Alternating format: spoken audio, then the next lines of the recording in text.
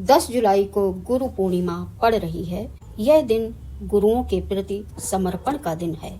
हम सभी लोग अपने अपने गुरुओं को प्रणाम करते हैं और उनकी शरण में जाते हैं। सनातन संस्कृति में गुरु का बड़ा ही महत्व है। गुरु शब्द 2 अक्षरों से मिलकर बना है। प्रथम अक्षर का गु का अर्थ अंधकार होता है, जबकि दूसरे अक्षर रु का अर्थ उसको हटाने वाला होता है, अर्थात अंधकार को हटाकर प्रकाश की ओर ले जाने वाले को गुरु कहा जाता है। गुरु वह है जो अज्ञान का निराकरण करता है, अथवा गुरु वह है जो धर्म मार्ग दिखाता है। गुरु एक शब्द मात्र नहीं, वरन एक तत्व है जो सकल ब्रह्मांड में समाया हुआ है। हमारे जीवन में गुरु का होना बहुत ही महत्व रखता है और सबसे प्रथम गुरु तो बच्चे की माँ ही होती है। किसी भी प्राणी, किसी भी जीव की माँ अपने बच्चे की पहली गुरु मानी जाती है और माँ अपने बच्चे को वह मूलभूत गुण सिखाती है जिससे बच्चे का जीवन चलता है। जो मूलभूत आवश्यक है वो माँ अपने बच्चे को सिखाती है, समझाती है। इस प्रकार माँ प्रथम गुरु हुई। वैसे जीवन में अनेकानेक समय पर कई गुरु हो सकते हैं। गुरु हमारे शास्त्र हैं और गुरु कोई व्यक्ति भी हो सकता है। गुरु की क्षमता इतनी अधिक होती है कि वो सकल ब्रह्मांड उसकी मुट्ठी में होती है।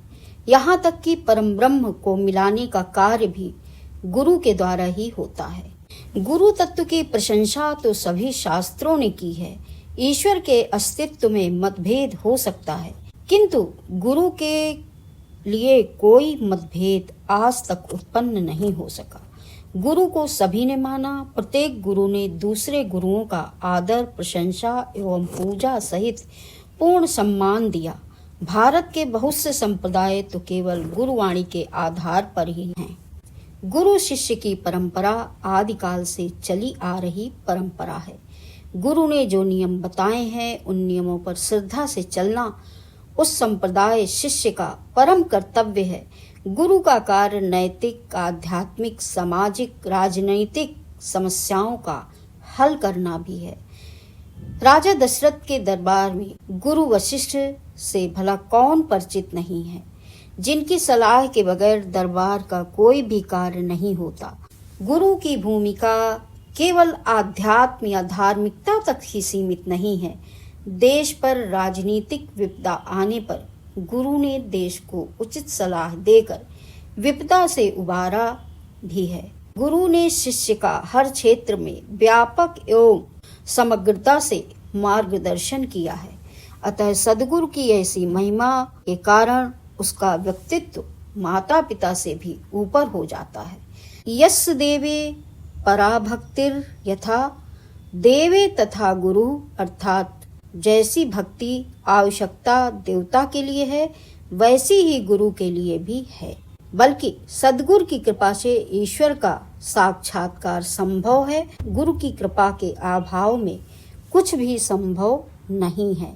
गुरु की महिमा का वर्णन गुरुर् ब्रह्मा गुरुर्विष्णु गुरुर्देव महेश्वरा गुरु साक्षात परम ब्रह्म तस्मै श्री गुरुवे नमः। गुरु को ब्रह्मा और विष्णु तथा देवों के देव महेश्वर कहा गया है और गुरु साक्षात परम ब्रह्म है, इसलिए गुरु को बारंबार नमस्कार है।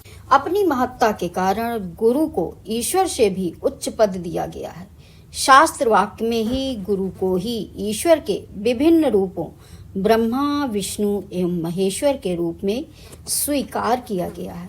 गुरु को ब्रह्म कहा गया है क्योंकि वह शिष्य को बनाता है, नव जन्म देता है। गुरु विष्णु भी हैं क्योंकि वह शिष्य की रक्षा करते हैं और पालन करते हैं। गुरु साक्षात महेश्वर भी हैं क्योंकि वह शिष्य के सभी दोषों का संहार करते हैं। संत कबीर कहते हैं कि हरि रूठे गुरु ठौर है, गुरु रूठे नहीं ठौर। अर्थात कि यदि भगवान रूठ जाएं तो हम गुरु की शरणागत होकर फिर हम उनसे सलाह लेकर भगवान की कृपा प्राप्त कर सकते हैं। परंतु यदि हमारे गुरु ही रूठ जाएं तो हमें रास्ता बताने वाला कोई नहीं है। सतगुरु की महिमा अनंत, अनंत किया उपकार, लोचन अनंत उघाड़िया, अनंत दिखावड़ हार। कबीरदास जी कहते हैं कि सतगुरु की महिमा अपरंपार है, जिन्होंने शिष्य पर अनंत उपकार किए हैं। विषय वासनाओं से शिष्य की बंद आंखों को ज्ञान चक्षु द्वारा खोलकर उसे शांति ही नहीं अनंत तत्व ब्रह्म का दर्शन भी कराया। कबीरदास जी लिखते हैं, गुरु गोविंद दो खड़े काके लागों पाए, बलिहारी गुरु आपने गोविंद दियो बताए। अर्थात कि गुरु गोविंद दो खड़े हैं, असमंजस में हूँ, मैं किसके पैर पड़ूं। बलिहारी गुरु आपने गोविंद दियो बताए, मैं अपने गुरु पे बलिहारी जाऊं जिन्होंने मुझे गोविंद के दर्शन करा दिए। तो इस प्रकार से गुरु को भगवान से भी बढ़कर माना है और स्वयं भगवान ने राम जन्म में, कृष्ण जन्म में गुरु के यहाँ शिक्षा प्राप्त की और अपने गुरु मार्गदर्शन लेते रहते थे। भगवान होकर भी समय समय पर मार्गदर्शन लेते रहते थे। तो ये है हमारे गुरु शिष्य की परंपरा। यहाँ तक कि भगवान जो सकल ब्रह्मांड के नायक हैं, उन्होंने भी गुरु की महिमा को जाना और गुरु अपने से गुरु को बड़ा बताया।